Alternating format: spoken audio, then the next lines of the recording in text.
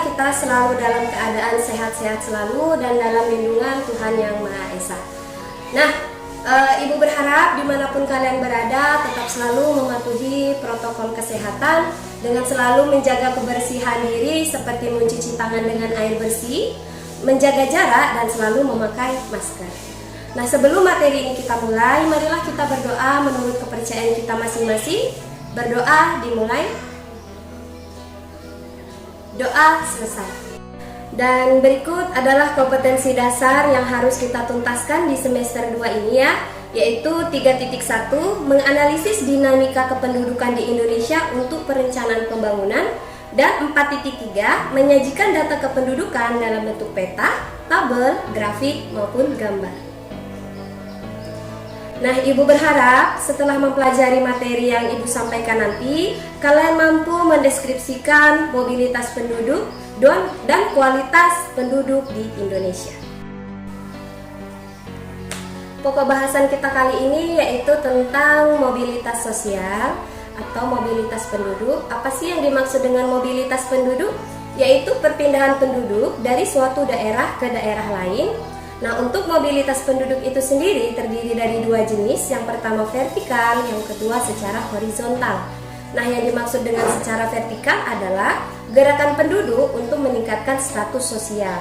Nah, contoh di sini, jika anak seorang petani kebutuhan pendidikannya itu terpenuhi dengan baik, suatu saat dia bisa menjadi seorang pengusaha atau seorang direktur. Nah, jadi secara tidak langsung status sosialnya, khususnya dirinya sendiri, pasti akan berubah. Selanjutnya, untuk mobilitas penduduk secara horizontal, itu maksudnya adalah pergerakan penduduk dari suatu tempat ke tempat lain.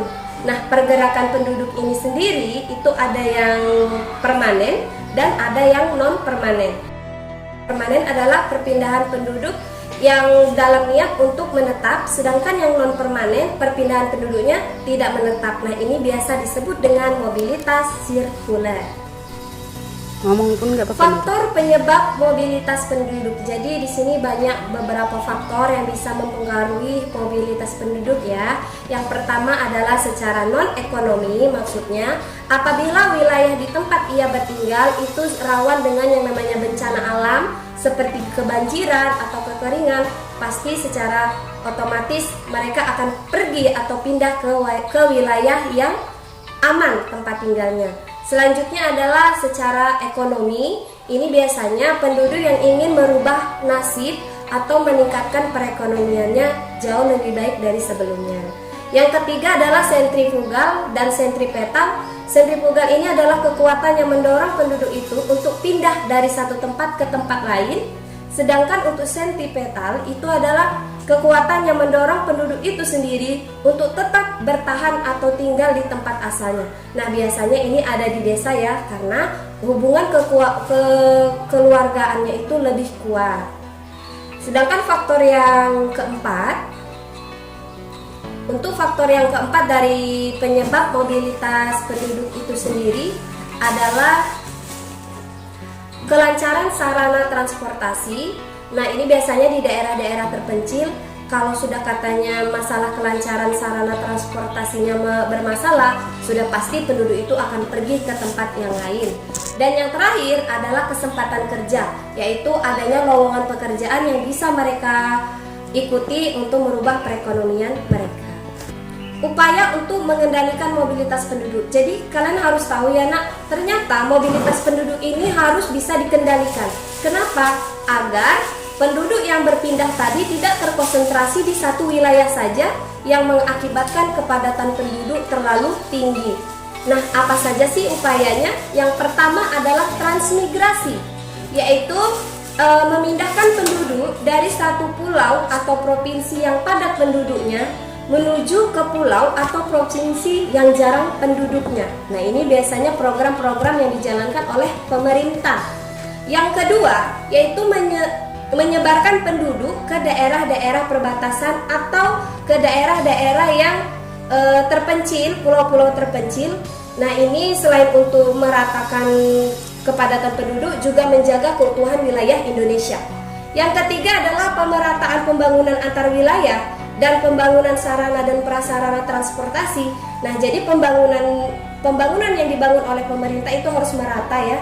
Jadi penduduk pun tidak merasa dianaktirikan. Jadi tidak perlu mereka pergi ke tempat yang pembangunannya jauh lebih baik.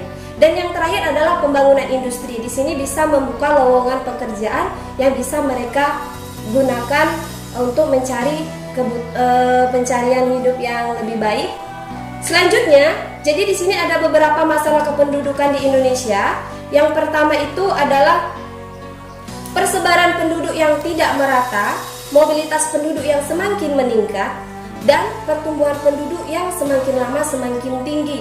Nah, jika ketiga masalah ini tidak teratasi, pasti akan mempengaruhi kualitas penduduk Indonesia itu sendiri. Nah, di sini ada beberapa indikator untuk mengukur kualitas penduduk suatu negara. Yang pertama adalah tingkat pendidikan. Nah, di sini untuk negara kita sendiri sebagai negara yang sedang berkembang, untuk tingkat pendidikannya masih tergolong rendah. Nah, jadi ada beberapa faktor yang mempengaruhi tingkat pendidikan itu ya, Nak. Yang pertama, kurangnya kesadaran akan pentingnya pendidikan. Yang kedua, itu banyaknya jumlah usia sekolah, namun pemerintah kurang mengimbangi dengan fasilitas sarana dan prasarana yang memadai. Yang ketiga, rendahnya pendapatan per kapita. Jadi banyak masyarakat yang di luar sana yang tidak mampu menyekolahkan anaknya. Sedangkan indikator yang kedua yaitu tingkat kesehatan. Nah, untuk mengetahui tingkat kesehatan suatu negara cukup melihat besar kecilnya angka kematian. Jadi ada beberapa faktor yang mempengaruhi tingkat kesehatan. Yang pertama adalah kurangnya sarana dan prasarana dalam hal kesehatan.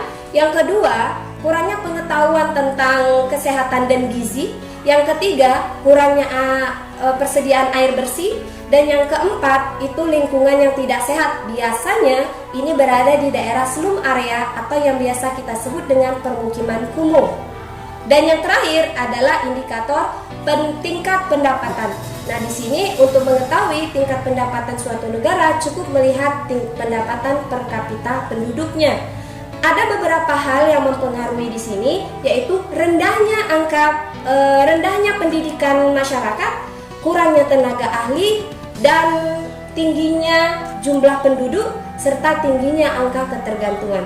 Nah, untuk masalah angka ketergantungan ini sudah pernah kita pelajari sebelumnya ya, Nak, yaitu tentang dependensi rasio atau angka ketergantungan.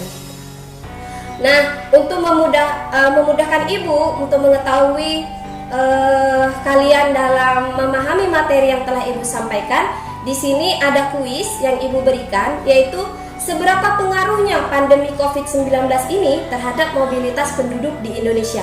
Jadi ini dikerjakan ya, Nak, biar Ibu bisa mengukur kemampuan kalian dalam memahami materi yang telah Ibu sampaikan tadi sebelumnya.